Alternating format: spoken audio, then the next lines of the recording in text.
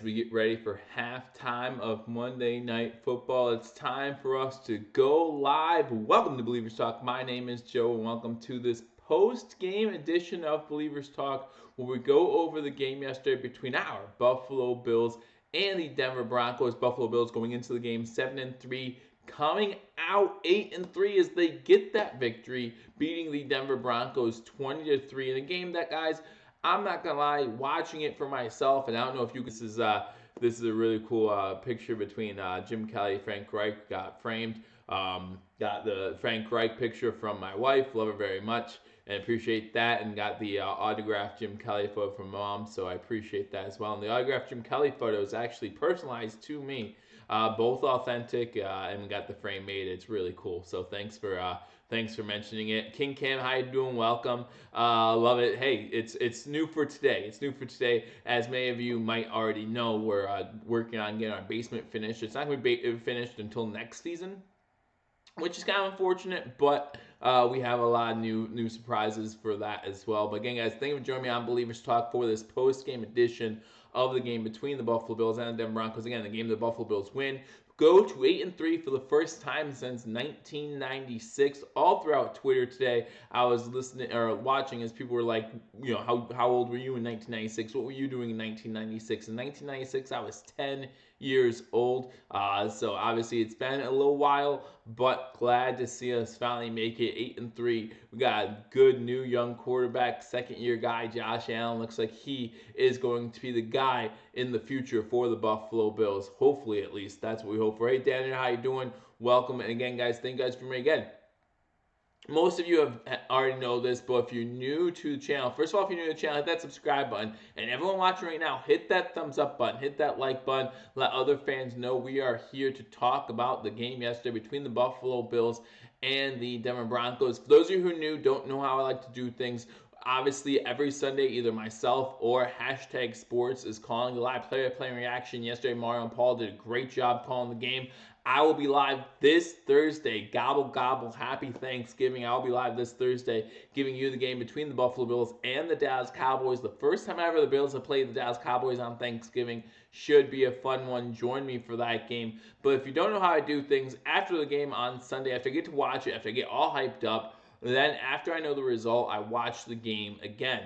It's a lot easier to do when the Bills win than when the Bills lose. But I watch it again, I take some news and notes, and then I will go live with my post-game halftime of Monday Night Football, a game that looks like it's going to be another Baltimore Ravens dominant performance. Last I saw, they were up 21-6 on the Baltimore Ravens. So it looks like Baltimore's going to run with that one again. We have Thanksgiving. Joe says, Piano Wits, welcome to Believers Talk. Jogetta Black says, I went to the Bills game yesterday. Hey, I hope you had a great time. Hope that place was loud because obviously our defense showed out yesterday. Again, we're going to go over the good. We're going to go over some bad. I believe that in every game there's good and bad, whether you win or lose. So we're going to go over that. Short turnaround this week, obviously, because we play on Thursday. We'll talk about that a little bit as well. Talk about my week. Again, normally I do my pregame on Thursday. It's going to be hard to do that since we're playing on Thursday. So I'll tell you what my schedule looks like and how we're going to try to schedule it out so that way you guys can catch everything here on Believers Talk. And Believers Talk team up with Hashtag Sports to give you the best play-by-play coverage of the Buffalo Bills. Also teaming up with BewareTheStampede.com. Guys, Jeremy over at Beware the Stampede has started a new podcast. If you're into podcasts, he does a great job. So make sure you check him out. And again, BewareTheStampede.com. Go there for all your Buffalo Bills news. You'll find Jeremy's podcast over there. You'll find me over there. You'll find some good writings over there as well. So make sure you check that out. Down comes in. Baltimore's up 28-6 now. So again, yeah, Baltimore's just going to run with this thing at halftime. Hey, Scott, how you doing? Welcome to Blues Talk. Timothy comes in. Let's go, Buffalo. New year, new Bills. And guys, I will talk about those Baltimore Ravens because we have them coming up in 2 weeks as well. So I have some things I want to say about that. What's up, Joe and the rest of Buffalo Nation? Young King comes in. Glad you guys can make it here on this Monday. Bills are 8-3. Absolutely. Going to talk about some post game.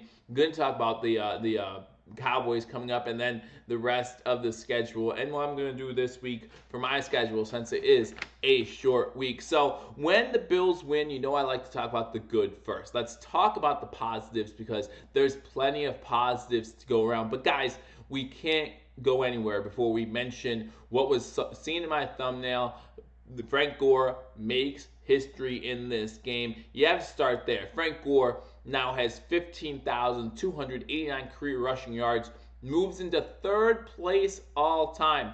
Him on the day, not the greatest day, but not terrible either. You talk about 15 rushes for 65 yards.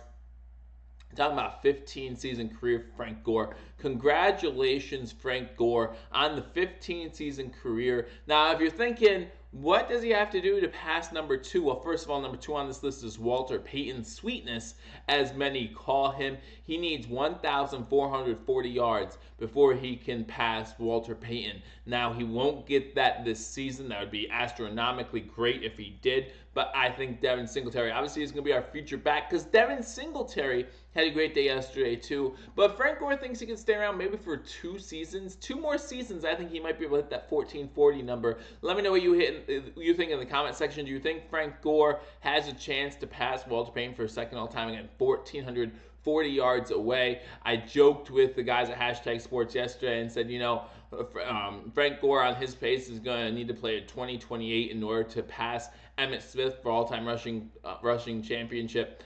He's going to do it, the rushing title, I should say. He's good. Do we have any doubts he's going to play that long? I mean, seriously, this guy just keeps playing. Frank the Tank Pianowitz comes in, Hall of Fame. Frank, absolutely, he's going to be in the Hall of Fame. Daniel says plenty of good. There's plenty of good. We start with Frank Gore, future Hall of Famer, moving past Barry Sanders for third all time on that rushing list. And you just don't see running backs with the longevity that you've seen Frank Gore with. You're talking about a guy, 12 1,000 plus yard rushing seasons. It doesn't look like he's going to hit that mark this year, obviously, but still a dependable back and a great addition to the Buffalo Bills. We talk about key free agent additions. You can't forget about Frank Gore during the offseason. A great addition, a great help to Devin Singletary, and that's who we want to talk about next. Guys, this rushing game in general had a great game. You talk about 47 rushes for the Buffalo Bills for 244 yards. We almost outgained the Denver Broncos in rushing yards by 170 yards. We had more rushing yards than the Denver Broncos did yards total. It was a great game on the ground for the Buffalo Bills, and we talked about that in the pregame. We said, hey, this Denver defense, if they have a weakness, they're 11th against the rush, so we know we can get to them a little bit against the rush. No one could have predicted we would have this good of a day. Even Josh Allen came in and he had some good rushing numbers. But you talk about Devin Singletary, first time getting over 100 yards in his career. You have 21 carries for 106 yards. And it's not just the yards that impressed me, right? 21 carries for 106 yards, over 4 yards carry. That's great. There were some tough runs in there. Some runs where you thought maybe there was one run in the first half. It looked like he was going to go down the sideline and step out of bounds. Cuts inside or twirls inside and gains 3-4 extra yards, gets a first down. I think it was the second field goal drive, where he's running on the outside and he cuts it back inside when it looks like he's going out of bounds. For an extra 3-4 yards, gets the first down. And then, of course, we remember that play with Deion Dawkins, where it looked like Deion Dawkins was basically carrying Devin Singletary, and Devin Singletary was still going, pushing the pile. And that's what we love to see. That's something he probably learned from Frank Gore, Frank the Tank, guy who was getting it done while Devin Singletary was still in diapers, baby, still in diapers. And now Frank's saying, hey, don't run out of bounds. Get those yards if you can get them. Get those first downs. Extend drives. And that's what Devin Singletary did. So again, you talk about a great day for Devin Singletary. 21 carries, 106 yards. First time he rushes for over 100 yards in his career. First of many, we hope. Scott Blakely comes in with the $4.99 super chat. Again, thank you, Scott Blakely. Guys, since I hit the 1,000 subscriber mark, so again, thanks to all of you. I've hit that 1,000 subscriber mark. I now have the ability to super chat and run ads and things like that. And I also have the ability to go live from my mobile devices, so I can give you breaking news when it comes out. So if there's something you want me to read, something you want to share with Bills Mafia, go ahead, make it a super chat, and I will read it out loud, talking a little bit about our running game. And again, that's the first plus. And to Scott Blakely's point, that running game is set up by the offensive line. You heard Frank Gore talk about it in his post-game press conference. You heard Coach McDermott talk about it in his press conference as well. That offensive line is where things get started. Scott Blakely says, do you think that the new layers of how the Bills are playing was always intended for later in the season? Defensive schemes, blitz packages, hurry up offense, brilliant. I think Josh Allen always wanted to run a hurry up offense.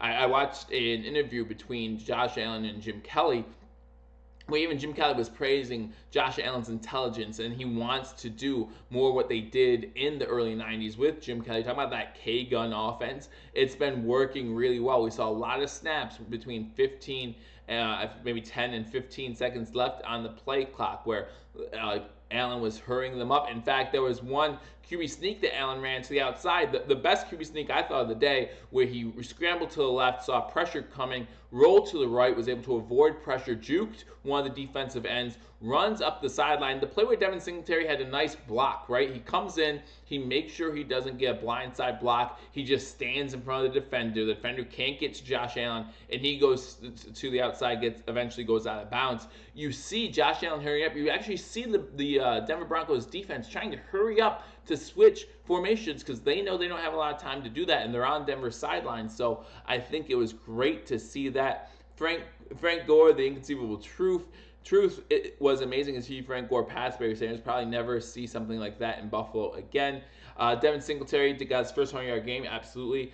Timothy Sherry, thank you. I appreciate that. We have the best 1-2 backs. I completely agree. We have a great backfield, great 1-2 punch, if you will, in Buffalo. Ford is a surprisingly good game. He's better at run blocking, so game plan played to his strength, and that's what you need to do. You know that Von Miller is a better pass defender than running defender as is, right? So if you run the ball more, again, 47 rushes worked really well. And like I said, even Josh Allen was able to get a few good runs in there. Josh Allen running on the day. Let me get to his stats here in a second. I think he had 7 rushes for like 60-some yards or something like that. 9 rushes for 56 yards. So again, even Josh Allen able to get some runs in. And of course, we all remember the Robert Foster 22-yard run that he had in the first half. We'll talk more about Robert Foster as well here in a second. But my first good has to go to the running game. Again, 47 rushes for 244 yards. King Cameron, Spencer Long came in for Mitch Morse for them couple of plays. I thought he was going to have a bad snap because he is the long snapper. Hold on. Ferguson's the long snapper, right? Reed Ferguson, isn't he the long snapper still?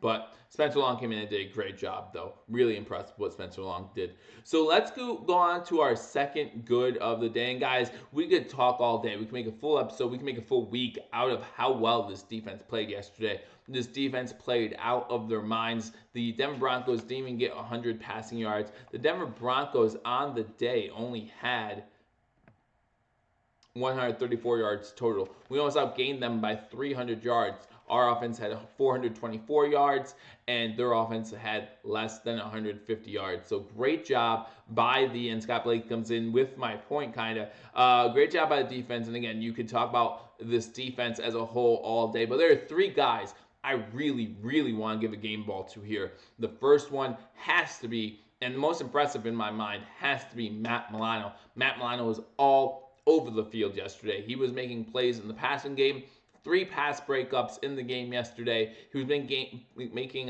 plays in the run game. You're talking about 6 tackles in the game yesterday, and he also had a 1 tackle for loss, a QB hit. He did a great job yesterday defending all over the field, and he was just a monster. If you were listening to the game, you constantly heard them saying Matt Milano's name, and for a good reason. I think Matt Milano had a great game yesterday, and I look forward to see what he does Thursday in Dallas on Thanksgiving. I'm really looking forward to this game, guys. And then you talk about Tre'Davious White. When am I doing pregame for Dallas? Scott Blakely, I will talk about that as the episode goes on too, because I'm still not 100% sure, but I'll let you guys know my plans for this week. Again, a short week. You know how I normally like to get a video out every single day of the work week. I'll probably still do a video on Black Friday as well, just because, well, I'm off. Why not?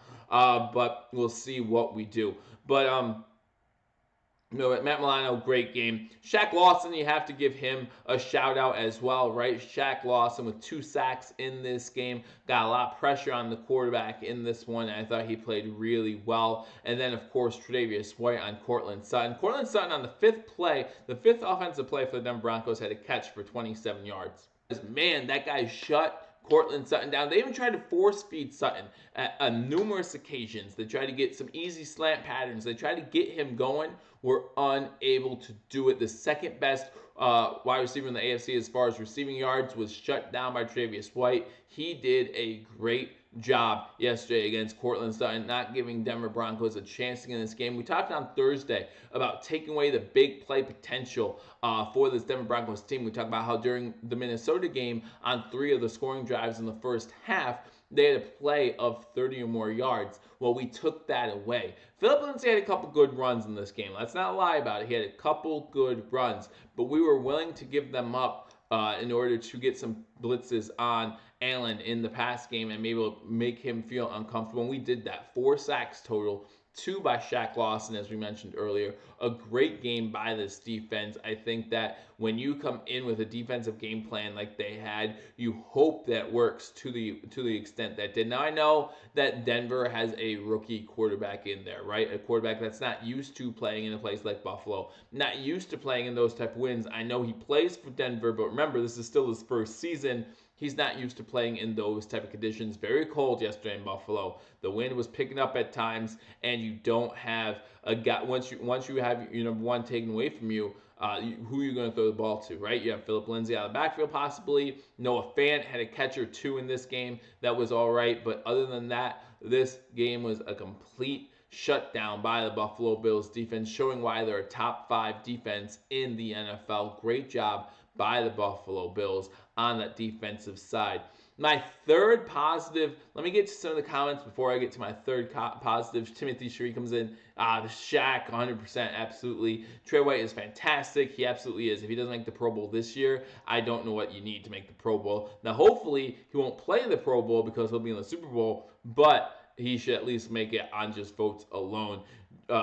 Black writes in, Tre'Davious White could have had 3 interceptions. He could have had a pick 6 in this one, just barely missed off his fingertips, and he knew he was close. He even went like this when it happened. Hey Ronald, how you doing? Welcome to Bill-ievers Talk. I love number 29 as number 2 CB Johnson. Had a great day as well. Shaq played his best game. True man sack, says Scott Blakely. Think Phillips rubbing off on him. Plus the of course, payday coming. Absolutely. He's going to have a payday, whether it be Buffalo or not. He's going to get a payday. And, as they talked about yesterday on hashtag sports, the embarrassment of riches that this Buffalo Bills team has at defensive tackle right now. Because remember, Shaq Lawson was moved inside to defensive tackle for yesterday's game. I mean, you talk about the embarrassment of riches. It's just awesome to see that. Now, again, probably the worst out of the 5 defensive tackles we have is going to be Starla Tuile, and he, of course, is making the most money. But, man, we're looking really good. You got Legia in there. You got Shaq Lawson, who was playing yesterday. You have, of course, Ed Oliver, who got another sack yesterday. And you have Harrison Phillips coming back from injury next season. We have an embarrassment of riches at the defensive tackle position. Good position to be in. We know that that's a position of strength, not just this year, but moving on in the future. But let's talk about my third positive of the day. And yeah, as Ronald says, guys, if you haven't already hit that thumbs up button, guys. Hit that thumbs up button. Always helps out the channel. I really do appreciate that again.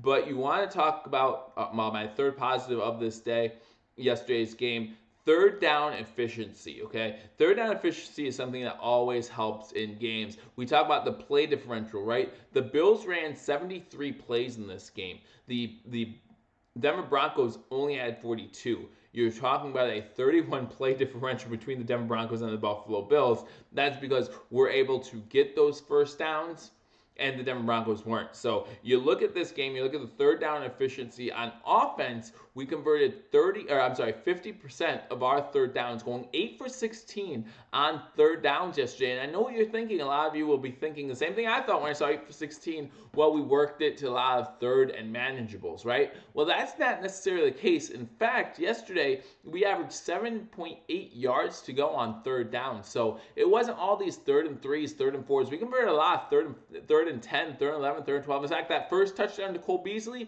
was on a 3rd and 10. So, we want there to be 3rd and shorts, right? That's what we want to see in the NFL. That's what we want to see for our Buffalo Bills. We want to see 3rd and 3, 3rd and 4s. We don't want to see a lot of these 3rd and 8s, but it's good to know we can convert some of those and still put pressure on defenses because, again, if we're going into the tough part of our schedule, which we are, talking about Dallas this Thursday, talking about Baltimore, talking about New England, Pittsburgh, still a lot of tough games coming up, we need to be able to convert on 3rd down, give this defense time to rest. We know what this defense can do when healthy, when rested. Let's give them time to rest on the sidelines and then come out and be the monsters that they are. Not only did we convert on 3rd downs on a huge clip, but we also did not allow the Denver Broncos to get going on 3rd downs. Timothy Sherry comes in. I love me some Allen. He will get better. And I know he's talking about Josh because Denver's Allen didn't look that good yesterday, but Josh Allen looked impressive. Another 60% completion percentage day for Josh Allen and another Buffalo Bills win. Again, the Bills have never lost when Josh Allen throws the ball for 60% completion percentage or better. So that holds true again in yesterday's game. But the Denver Broncos on 3rd down, just 2 for 11. 18.1% on 3rd downs, not even getting to 20%. 2 for 11 on 3rd downs. The Buffalo Bills defense is currently 5th in the NFL, allowing teams to convert 3rd downs only 33.3, so 1/3 of the time. So we want to get better at that number, but still not bad. Again, top 5 in the NFL. Do you know the ranking of this Buffalo defense? Going into this game, they were 3rd. If you look at the San Fran game, and if you look at the New England Patriots game, they did not go up 20 yards, so I wouldn't be surprised if they're still 3rd. But they could have moved up past San Fran just because of how few yards we allowed yesterday. But I don't know for sure. Some in the comment section might be able to, Jugay Black comes in. When Tom Brady retires, it's going to be Lamar Jackson and Josh Allen era. NFL teams are going to be in trouble with Lamar Jackson, electricity, and Josh Allen dual threat. I hope so. I hope that Josh Allen is the quarterback, the guy to lead this team for multiple years, multiple contracts, and just be able to lead this team for 15, 20 years. 2 consistent playoff berths, 2 consistent division championships, and then hopefully getting to the ultimate prize a few times in his career. Scott Blake comes in. Allen maturing in reads and confidence is rising incrementally. What great timing. Dable either lucky or brilliant. Yes, Josh Allen. Everyone's talking about how our quarterback is looking right now. It's funny, between just like 3 weeks ago or 4 weeks ago, how everyone's talking about Josh Allen. Now people are beginning to talk about Josh Allen now. He did have that 1 interception yesterday. Looks like the ball just sailed on him, right? On a windy day in Buffalo. Ball just sailed on him, threw over John Brown, got picked off. That's going to happen from time to time again. We knew this streak wasn't going to last forever. And we're playing against the number 4 defense in the NFL, so no surprise that Josh Allen, when he makes a mistake, the Denver Broncos were able to convert. And there were a couple of times where Josh Allen threaded the needle where it looked like the Denver Broncos could have had another interception or 2, but we got fortunate and he only had the 1, and luckily their Allen gave it right back to us on a Tre'Davious White interception, so it doesn't hurt us. As long as the turnovers that they commit don't hurt us, then we're more forgiving of those, right? It's when those turnovers mount up and when they begin to hurt the team that we're not as forgiving on those. So hopefully this keeps up. Again, 1 interception every 5 games. I'm okay with those numbers. 1 fumble every 3 games. I'm okay with those numbers, So we'll keep that going. Hopefully he continues to mature and he's able to hold on to that ball and make better decisions still with that ball. Most complete game of the year in all three phases: offense, defense, and special teams. Let's talk about the special teams not giving up much at all in this game. Again, we want to give them a lot of flack when they do poorly, like they did against Miami. They did pretty well considering Tyron Neal was inactive for this game. They did bring up Dean Marlowe, as I predicted, and he played some special teams, looked all right for the Buffalo Bills. But let's also talk about Corey Bajorges. He punted the ball 4 times. All 4 punts inside the 20-yard line. Now, it does help that our offense put them in good position to do that each time, but 4 punts inside the 20, you can't do much better than that. Sup, boys? Jack Patrick is in the house, sitting there at 5 p.m. in Hawaii, enjoying life right now. 8-3, baby. Feels good. It's easy to enjoy life when we are 8-3. Cornboy comes in. Do you think the Bills might have a chance to beat the Ravens? Yes. Yes, I do. I think the Bills are prime. Like, I think if the Bills are going to beat the Ravens, it's the best situation for that to happen. I know the Ravens are looking good right now, but we'll talk about that game in a little bit. So, my fourth positive of this game is time of possession. The Bills had the ball for 35 minutes and 4 seconds. We had the ball for 10 minutes more than the thank you, Timothy. I really appreciate that. And again, guys, if you haven't hit that thumbs up button, hit that thumbs up button. Really helps out the channel. I appreciate it. Lets people know we're out there giving you our post-game reaction to the game between the Buffalo Bills and the Denver Broncos. Again, the Buffalo Bills beating the Broncos 20-3, and I thought for sure we were gonna get the shutout at one point. I thought for sure, even at halftime, I was commenting on hashtag Sports Broadcast. I was saying I think we get the shutout, and we almost did. We almost did. So good job by this defense. I'm sure they're hungry for a shutout. Might be able to get it soon. Maybe still this season. That would be pretty impressive depending who it's against. But always looking for that shutout, that goose egg. Shutouts are always impressive when you talk about the NFL. So hopefully we see that again soon. But my fourth good for this game, and there's lots of good to go around in a game where you win 23. As one of the commenters said, probably the most complete. Daniel says probably the most complete game so far this season. My fourth good, time of possession. The Bills had the ball for 10 minutes more than the Denver Broncos, and it's easy to see why, right? We talk about that third down conversion rate, and it's easy to see why. We complete 50% of our third downs, 8 for 16.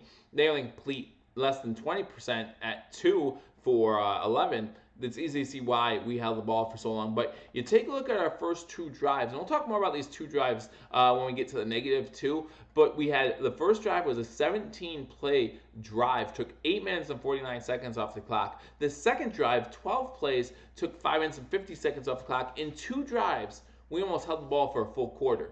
Like, that's how well we did against the Denver Broncos. We took time off the clock. We gave them less opportunity to get into a rhythm, and we just completely dominated this game from start to finish. Need a t-shirt with graphics of Dable in the box with his new look. I won't wear it, but if you want to wear that, Scott, you're more welcome to. Daniel says, yes, they can beat the Ravens, but the Ravens may be the best team in the NFL currently. They absolutely are one of the best teams in the NFL. I was just thinking about this today. One of the many good things about the Bills playing on Thanksgiving is Sunday at 1 o'clock. I get to watch that 49ers-Ravens game, right? It's a 1 o'clock game. You know, the NFL did not think that Baltimore and St. Brown would both be this good this season. And so this was a 1 o'clock game. It's going to be hard you can't flex this game at this point. You have to give 2 weeks notice to flex a game, but man, it's going to be a fun game to watch. I'm looking forward to it. So we get to watch it Sunday at 1 o'clock because, well, the Bills will have already won on Thanksgiving, so we'll get to enjoy that game. The Cowboys will lose 28-10, says Timothy. I hope so. Right now, Pianowitz says 35-6 Ravens on Monday Night Football. Great job by them, and I'm not trying to take anything away from the Ravens. They are probably the best team in the NFL, definitely the best team in the AFC right now. So, wow. Everyone here is the punter's name. Bojorges. It's a Latin name. Says Bojorges, says Jack Patrick. Trying to correct us all. Trying to give us a little lesson on how to pronounce his name. I'll still pronounce it wrong, Jack, but I appreciate that. Thanks, Jack Patrick. Go Bills, says Jim Nelson. Welcome to the stream, buddy. Glad you can make it as well. But let's talk about some of the negative. I know we don't like to, especially after, again, one of the most convincing wins this season for the Buffalo Bills. But we need to talk about some of the negatives in this game. Because, again, remember, it's a short week, short turnaround. We need to get through these negatives. I normally love to celebrate a win for a day and say, get to work on Tuesday. But this team is already getting to work today, trying to figure out what they need to do against the Dallas Cowboys. What's good, Mafia, says Chris Spencer. Again, guys, hit that like button. And if you're new, hit that subscribe button. I really appreciate you guys coming in here on this Monday Night Football. Come here, hang out with Bills Mafia, your Bills family, and we'll have a good time. I hope you guys all have a great Thanksgiving. And again, guys, join me on Thanksgiving as I give you a live play-by-play and reaction to the game between the Buffalo Bills and the Dallas Cowboys. 4:30 game, so I'll probably try to go live around 4:15. Obviously, I hope to be doing a little bit of a fam thing myself, so schedule might be a little hectic, but we'll try to get on here at 4:15, but we'll definitely be on here by 4:30 for that live play-by-play reaction to the game between the Dallas Cowboys and our Buffalo Bills. Finally, a drink of the sweet tea. Prime time, baby. Absolutely. And I think after this season, we might see more primetime games next year. Because again, you think about the Bills and their salary cap for next season, we have a lot more room to grow, baby. We have a lot more room to grow, and it's only going to get better from here. Again, I thought my expectations going into the season were just finish above 500, and now we're sitting at a place where we can't finish below 500 this season, right? Already at 8 wins, 8-3. It's impossible for us to finish below 500 this season. So we know we're going to at least be 500, get 2 more wins. More than likely, we'll be good enough for the playoffs. I predicted 11-5. You know how much I love being right. And didn't I say Cole Beasley would have a big day yesterday? Cole Beasley had a big day yesterday. Had, 6 catches on the day for 70-plus yards and the touchdown. Big day by Cole Beasley. Happy he came back from that injury. Was worried for a second, but he has 6 catches, 76 yards, and a touchdown. Really enjoyed that game. Like Romulus and Remus, there's no way that we are going to beat the Ravens, says Thomas Camp. Thomas, just hear me out when we get to that debate. Hear me out. I know they're winning by a lot right now. It will only get better system. Absolutely, it will only get better. So, but let's talk about the negative from this game. There was some negative in this game that I want to talk about. And the first negative I want to talk about are costly penalties. Guys, the Buffalo Bills had 12 penalties in this game for 90 yards. Okay, so almost a full 100 yards of penalties in this game by the Buffalo Bills. Some dead ball penalties, some stupid mistake penalties. I still don't know what the Lorenzo Alexander special teams penalty was. I saw him talking on a sideline after the penalty. Obviously, they saw it, but I don't know what the unsportsmanlike penalty on Lorenzo Alexander was. But we have to, take that all into account. But 12 penalties is just not going to get it done on a regular basis.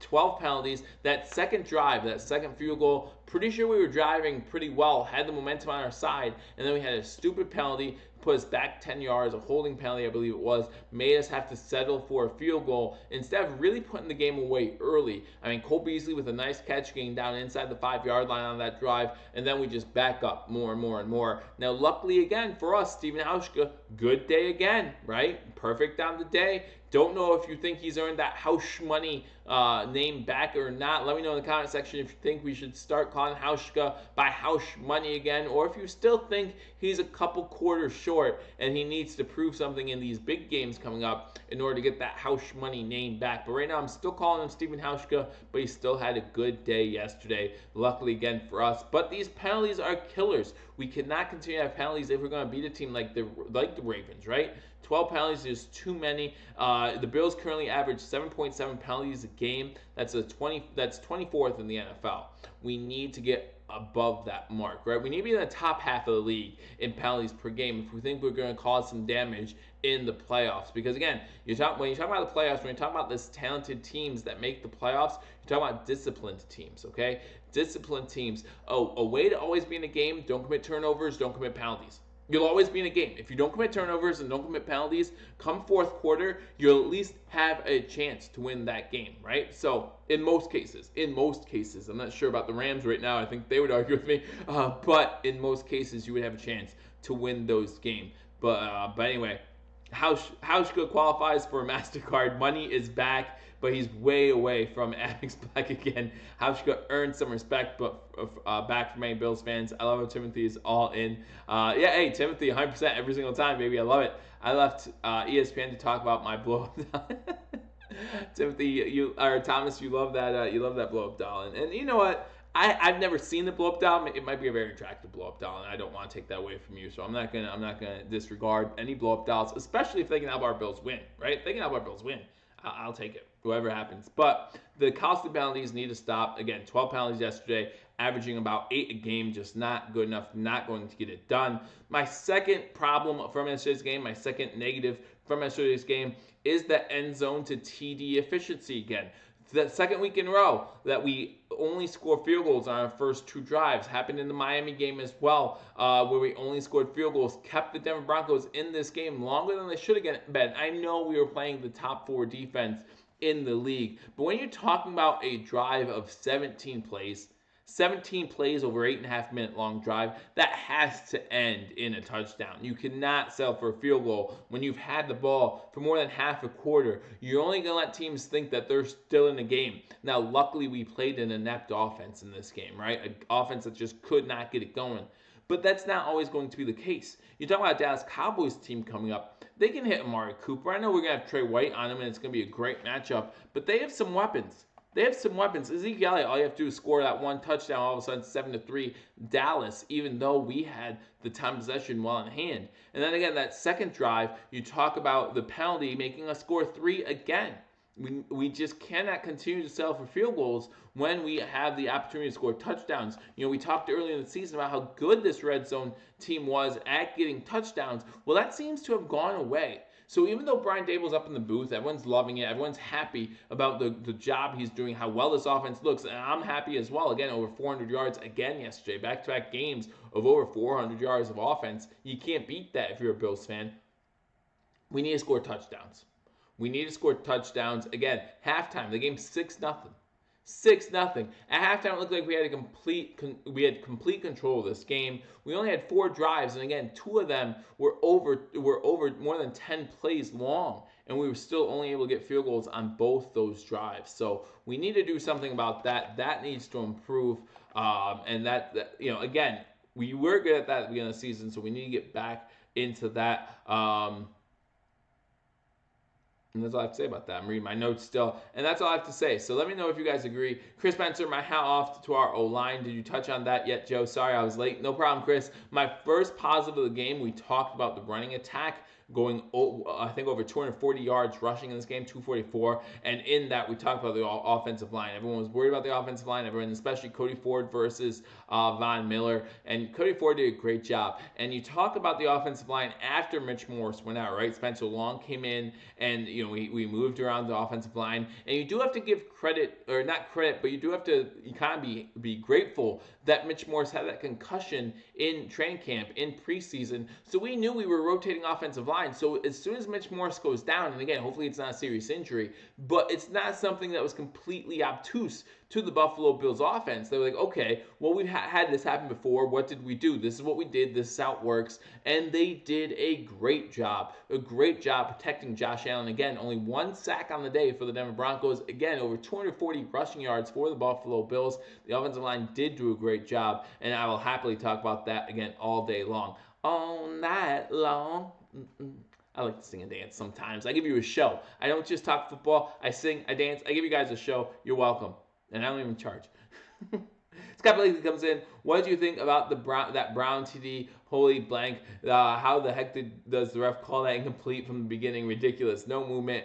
Elbows fully in. Here's why I don't get that. If you call it a touchdown, first of all, the ref's not in position only because it's a long run. I'm not saying the ref was out of position. I'm saying the ref's not in position to make that call other than touchdown. And if you make it a touchdown, it's automatically reviewable. Now, I'm happy that Coach McDermott challenged it. We see Coach McDermott winning 2 challenges in a row this season. Again, I don't know if we've been able to see that. So it seems like we're clicking on all strides here, right? Like, not only is our defense playing amazingly, our offense is doing better, and even the coaching decisions for the most part seem to be at the right time. We called that bad timeout yesterday on a 4th 13. Mario gave the Bills a hard time about that.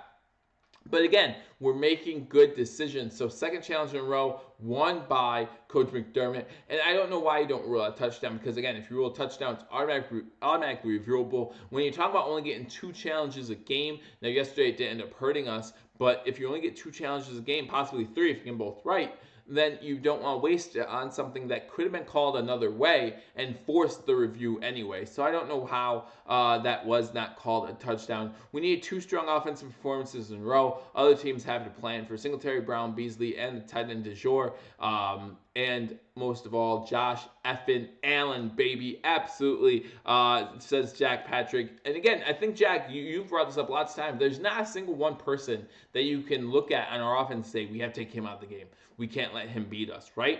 John Brown, only 2 catches yesterday. Didn't matter. Again, probably one of our most complete games this season by the Buffalo Bills. Cole Beasley beat him. Singletary beat him. Frank Gore had a couple good runs. Josh Allen with a couple good runs. It can happen by anybody. We didn't see much of Dawson Knox yesterday. That doesn't mean he's not there. He's still going to have another great game coming up here shortly. This is the way it's going to work. This is the way it's going to work. We're going to rotate those pieces. And every once in a while, someone new is going to have a good day. One thing I wanted to talk about is not only Josh Allen only had 15 completions yesterday, going 15 for 25, right? But out of those 15 completions, seven different receivers, right? Cole Beasley with 6, John Brown with 2, Foster and Croft both had 1, McKenzie and Knox both had 2, and Singletary had 1. So 15 completions to 7 different targets. That is how you spread the ball around and make sure that they don't know who to defend. A very important stat, if you ask me, about getting that ball out and spreading it around. Jack says, so right, Joe, so teams fear us. Chris comes in just when they thought Smoke was our only threat. Boom, Beasley opens up, and then Singletary, big game, and not to mention Foster. I hope all is well. Any update on Foster, guys, when it comes to Robert Foster? And by the way, that's my third bad from this game. My third bad from this game is going to be the injuries, right? You talk about the injury to Mitch Morse. Hope that's not serious. Talk about injury to Robert Foster, hamstring injury. You can never be too sure about those. Talk about the injury to Cole Beasley. Luckily, Cole Beasley is able to come back in this game and play effectively, so it doesn't look like it bugged him for too long. But you talk about those injuries, and we kind of have a curse, but also a benefit here. So the curse is we play on in 4 days, right? We play on Thursday, Thanksgiving. Not a good time to get injuries, right? We want to be as healthy as we can be. But the good news is we get a mini bye right after that, right? Because again, we're not going to play until the following Sunday. So we need to make it past this Thursday. And again, we're still relatively healthy, right? Still relatively healthy. But then we have a week and a half to get pulled a hamstring, right? And when you pull a hamstring, again, we saw earlier this year with Devin Singletary. We saw it with Matt Milano. When you're talking about soft tissue injuries, the Bills training staff always going to take precautionary measures. Doubt we'll see Robert Foster this Thursday. Hope to have him back for that game against the Baltimore Ravens. Because yes, Robert Foster was starting to have a good day. He had a 22-yard rush, 26-yard reception, and that's when you see him go down with the hamstring, and we hope that he's fine, and we hope that's just a hamstring injury and that he'll be able to be back in 2 weeks, but we'll see what happens. But yeah, right now I worry about Mitch Morse as well. Want to have him back for this game against the Dallas Cowboys. Let me get to more. They're trying to make him Brady with a cannon and legs. I believe he's smart enough, and his growth will be exponential. I agree with that as well. I don't want to compare him to Tom Brady until he gets those 5 Super Bowl rings. Then we can start comparing, and I'll be happy to do so. I think teams are concerned, not fearing us yet. We beat Dallas and Pittsburgh. That will change. Let's talk about the schedule coming up, okay? We talked about the good and the bad from this game. Bills win. That's the most important thing, and the Bills are 8-3. Let's talk about the schedule coming up. Obviously, the Buffalo Bills cannot look past the Dallas Cowboys. Dallas coming off a loss to New England. They're a little mad. They're 6-5, but Buffalo is coming in with momentum. Our offense is firing at, seems like, on all cylinders, but we can't look past Dallas. Dallas is going to be a tough out in Dallas Thanksgiving Day. I hope we could pull off this win. I think we could pull off this win. A lot of people are looking past the Buffalo Bills still, not giving them credit. It was funny because, again, same thing with the Dolphins game. Remember 2 weeks ago, the Dolphins game. Before the game, everyone's like, oh, the Dolphins have covered 5 spreads in a row. Oh, the Dolphins are on a 2-game winning streak. They might be able to upset the Bills. They might be able to do something. Division matchup on the road for the Bills. The Miami Dolphins might get the upset. We smoke them, right? And what's the narrative? Oh, well, the Dolphins aren't a good team. So, of course, the Bills are going to win that one. This game, coming into this game, well, Buffalo needs to look out. That Denver defense, 4th overall. Man, that Von Miller, Cody Ford's going to have problems. I'm not sure with Tyson Secchi out. It's going to be bad. It's going to be bad. We go over 400 yards of offense. We beat them 20-3. And what is it again? Oh, well, they're not that good of a team. They're 3-7. Their offense 3-8 now. Their offense is inept. I mean, of course, the Bills are going to win that one in Buffalo. Yada, yada, yada, yada. So what's the excuse going to be this week?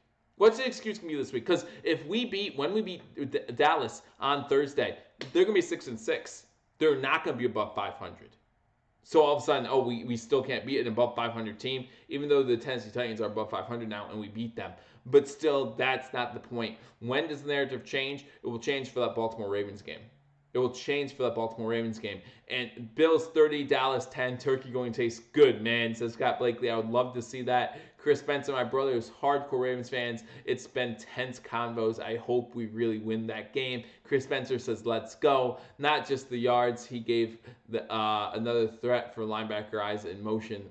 all good stuff. Jack Patrick, my chat stats are way better on Believers Talk than that hashtag. I don't keep track, unfortunately. I would love to keep track, but yeah, I know you're commenting here, and I appreciate that, Jack. But let's talk about that Baltimore Ravens game then, right? Okay, we have Dallas on Thursday, but as I just said, after that Dallas game, we have pretty much a mini bye week, right? We have a lot of days off. We have 11 days off between the game against Dallas and the game in Buffalo against the Baltimore Ravens. And that in Buffalo matters. That in Buffalo stat matters a lot because Bills Mafia is going to be pumped up for that game, especially if we beat Dallas. But either way, Bills Mafia is going to be rocking for that game against the Baltimore Ravens. And Baltimore has that tough test this weekend against San Fran. And I hope Baltimore wins that game. I really do. But whether they win or lose that game, it's going to be a tough, physical, knockdown brawl.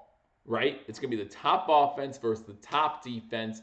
It's going to be a game. You're talking about playing Monday night this week, prime time. You're talking about having the best game next week. I don't care what time it is. You have the game of the week next week against the 49ers. You're up, and now you go on the road to Buffalo to play the Buffalo Bills in December. Who knows what weather conditions are going to be like? Guys, I live in Lancaster, Pennsylvania. I know what the weather's like close to Baltimore. It's nothing compared to Buffalo. You think, oh, well, they get snow too. Yeah, they get a couple inches. Buffalo gets a couple feet. Okay? The weather is different in Buffalo than it is pretty much anywhere in the country, right? They talk about Denver not being worried about the cold because up in the mountains. I understand that, but mountain snow and lake effect snow, two totally different things. Not that it snows, so it doesn't matter, but still, totally different things. Down comes in Bills 24-17. And another thing you have to think about, everyone's talking about what kind of defense can beat this Baltimore Ravens team. The Buffalo Bills defense is designed to beat the Baltimore Ravens. And why? Because we're fast, we're quick. Even our defensive tackles are quick. They're not exactly the big, tough Mauler guys other than Jordan Phillips on the inside. You talk about Tremaine Edmonds. You talk about Matt Milano, who can be all over the field. That's a tough combination. I think that's the type of defense you need to maybe slow down Lamar Jackson. You're not going to contain Lamar Jackson to nothing, but to slow down Lamar Jackson, you need fast guys who can get to the outside quickly, and that's what we have in our linebackers. I think we can beat Baltimore. I think that it's a perfect storm for the Bills to beat Baltimore coming up in 2 weeks. But again, we can't look past the Dallas Cowboys on Thanksgiving. Again, the Buffalo Bills haven't had a Thanksgiving game since, I think, 1996. So let's be honest, that's awesome that we get to play on Thanksgiving 4:30 against that. Again, and it's the first game against Dallas. Back in the 90s, we played Detroit. Got our butts whooped, so we still should have a sore taste in our mouth from our last Thanksgiving game. Let's win this one on Thanksgiving. Let me get to some of the comments again. There will be a blizzard when we play the Ravens, possibly, and nothing better to slow down running attack than possibly some snow on the ground, right? I want to shut Dallas down. They say they're ranked run one offense. Not sure it's still like that after Dallas game against Patsy. Yeah, they did not look good against the Patriots. Weather conditions might have played a factor, but they did not look good. I bought Dodge Ram edition because Josh Allen went to Colorado. Josh Allen went to Wyoming, though. But anyway, Bills are in such a good place. Everyone, their attitudes and play is unmatched. Culture does work, and McDermott and Bean are brilliant. Didn't believe initially on the culture effect, but I do now, says Scott. Hey, I've been preaching that for a long time. Chris Spencer, we need to spy Jackson all game, run an aggressive zone defense. Scott agrees with Chris. I think that I trust Leslie Frazier on that one. I think that, and this is going against the Patriots already, I think that when Lamar Jackson comes into Buffalo, he's going to be playing against the best defense he's played against all season. And so, and you know what? We can trust Zay Jones on Tre'Davious White on Marquise Brown one-on-one, not have to worry about it, right? And that is the plus of having a for sure number one corner. And you know what? The Patriots have that with Stephon Gilmore. We saw what he did yesterday against Amari Cooper, and I hope that we have the same success against Dallas next week, or I should say this week, this Thursday, as the Buffalo Bills play the Dallas Cowboys again on Thanksgiving Day. Make sure to join me for live play and reaction to that game. You guys want to know what my schedule looks like this week. As you know, normally on Monday I do this post game. On Tuesday I give you an AFC playoff picture. How the Bills look, guys. The Bills look really good in that AFC playoff picture now. And we'll talk about that more tomorrow. I don't do that one live. I normally film that one and then run it on Tuesdays, and that's my plan as well. And then on Wednesdays, I normally give you guys my pick'em videos. Thursday pregame, and then Friday the injury report. So Today, obviously, we're doing the post game right here, right now. So I hope you guys are appreciating it. Tomorrow, I plan on double dipping, and Wednesday as well. So tomorrow, I plan on shooting both my playoff AF some point. I don't know when in the day I'll be able to push those out, but I'll do my best to do that. And then Wednesday, I'll double dip again. I'll give you my pregame video and I'll also give you my injury report. I might do them both in the same video when we go live for that pregame edition, but I'll squeeze that in there, and that way you guys still get your continual Buffalo Bills coverage right here on Bill-ievers Talk. And then Friday, we'll do the post-game Friday. And then we might do another post-game on Monday just for fun, just for S's and G's, because we're going to have a good time right here on Bill-ievers Talk. So you want to make sure you're joining me, guys, because we're going to have a great time this Thursday, Thanksgiving, for the Bills game against the Dallas Cowboys. Live play-by-play reaction both here on YouTube and on Sportscaster. Make sure you're checking it out because we're going to have a good time. Make sure you join me. Enjoy your friends, family, some good food, and then come back here and watch that game. Enjoy it with Bills Mafia celebrating the whole way. I meant Wyoming, says Jack Patrick. I knew you did. So let's get to some of the comments before we get out of here. Hi, Broncos fan here. Hey, Gerald Ross. Thanks for joining us. Congratulations on the win. My team is between rock and a hard place right now, but we're still pressing forward. That defense is still legit. That defense is still legit, Gerald Ross, and that's all you can do. All you can do is keep pushing forward. Wish we had a couple Super Bowl rings like you guys do. But thank you for joining us. Give me the thumbs up if you haven't already. And thanks for coming by. Listen, we're not here to be poor sports, poor winners or poor losers. Always glad to have another fan base in here telling us either, hey, we're wrong or we're right. Listen, we played pretty well yesterday. And unfortunately for your Denver Broncos, you come on the short side of that stick. I have no issues with the Broncos, but it just happens sometimes, right? I think 4 years ago, you guys probably beat us because 4 years ago was during your heyday, getting to those Super Bowls. Peyton Manning was there, things like that. So I hope you guys enjoyed that time, and unfortunately with that sometimes comes some struggles. Hopefully that holds true for the New England Patriots as well. Hopefully when when Brady and Belichick retire, it's back to purgatory for the Patriots for a long time, and I won't feel sad about it for a single second. Thomas Camp came in, come to Buffalo, Lamar. We're going to kick your butt. Ravens O-line struggled in a few games, which forces Lamar to run often. Yeah, and if we can stop Lamar from running, that would be a good sign. Jack Patrick talking to Ross. Go Bills. Always classy, Joe. Thank you. I appreciate that. And I'm rooting for your team as well, says Gerald Ross. Thank you. And again, thanks for joining us, guys. If you haven't hit that thumbs up button, hit that thumbs up button. Here comes the hashtag heavy hitters.